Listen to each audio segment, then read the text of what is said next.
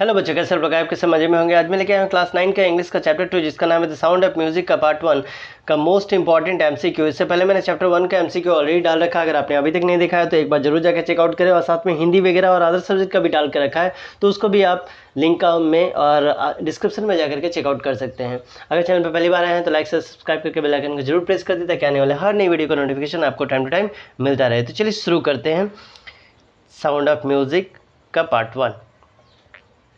इसमें आपसे पूछा गया है Evelyn Glennie listen to the sound. वो साउंड को सुनती थी कैसे? Without her ears, without hearing it, without seeing it या अटेंटिवली। तो इसका सही आंसर हो जाएगा 1 का B number, without hearing it. बिना वो साउंड को सुने ही सुन लेती थी, क्योंकि वो क्या करती थी तो वो साउंड को फील करती थी। इसके बाद दूसरा नंबर क्वेश्चन में आपसे पूछा गया है what if we hear Evelyn Glennie. ठीक है, तो इसमें है फील्स, फील, सी या लिसन। तो वो क्या करती थी? साउंड को फील करती थी। ठीक है, ये फील करने का मतलब होता है भरा हुआ, ये भरने वाला नहीं था। तीसरा नंबर क्वेश्चन में आपसे पूछा गया है the extract Evelyn Glennie is penned by. ठीक है, किससे लिया गया है?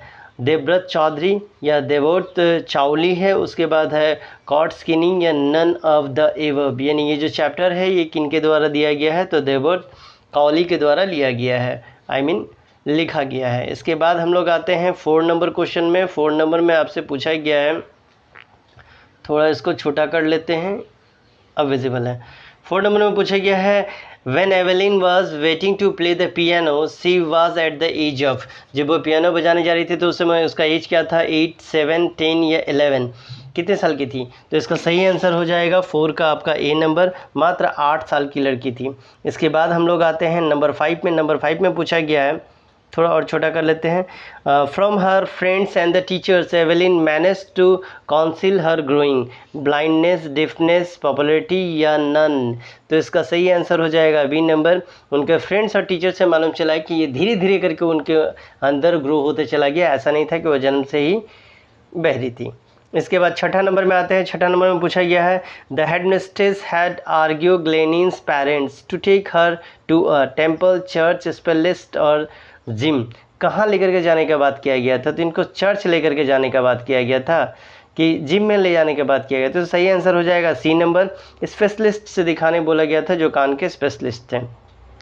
7वां नंबर में पूछा गया है, नंबर 7 है who had learn the open the mind and no body sounds the vibration. इसमें था इस्बाल ग्लेनी बोले थे या एवेलिन ग्लेनी या रॉन फोर्ब्स या नन ऑफ द एबव। किनके द्वारा ये कथन कहा गया था? तो 7 का हो जाएगा बी नंबर, एवेलिन ग्लेनी के द्वारा ये कथन कहा गया था।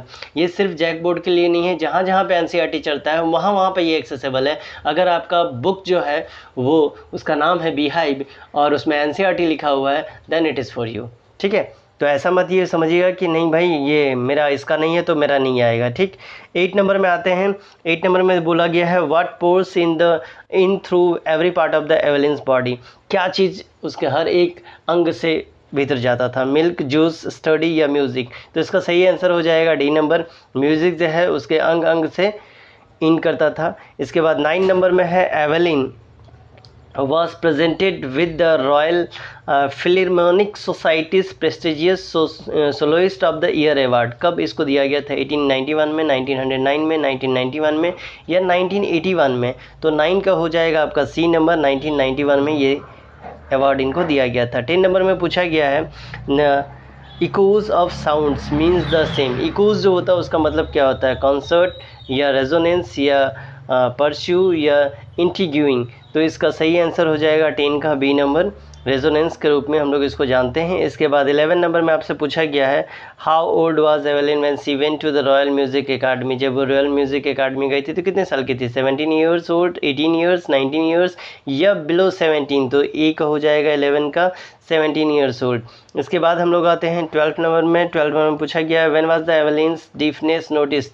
कब उनके पेरेंट्स को पता किया चला कि ये बहरी है? When she was 18, when she was 19, when she was 8 या नन? तो 12 का आंसर हो जाएगा सी नंबर, जब वो मात्र 8 साल की थी तब उनके पेरेंट्स के द्वारा ही नोटिस किया गया। 13 नंबर में पूछा गया when was the Evelyn's deafness confirm. कब कंफर्म किया गया? By the age of 5, by the age of 6 या एज ऑफ 18 या एज ऑफ 11?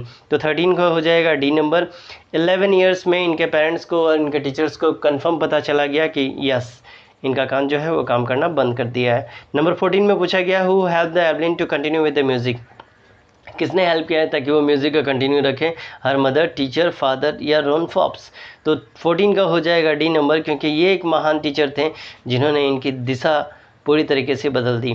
नंबर 15 में आते हैं, उसमें पूछा गया हु स्पॉटेड द एवलिन्स पोटेंशियल, किसने उसके भीतर के जो टैलेंट था उसको पहचाना? हर फादर, फ्रेंड्स, मदर या रॉन फॉप्स।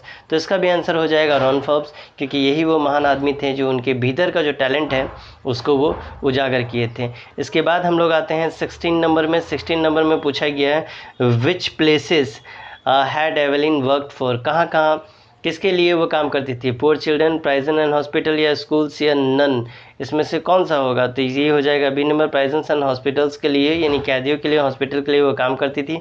17 नंबर में पूछा गया है what was the life for the Evelyn, ठीक है, लाइफ उनका लिए किन के लिए डेडिकेटेड था? डांस के लिए, नेचर के लिए, म्यूज़िक के लिए था या नन के लिए था? तो 17 का हो जाएगा सी नंबर, उन्होंने अपना जीवन किसको अर्पण कर दिया था? तो म्यूज़िक को।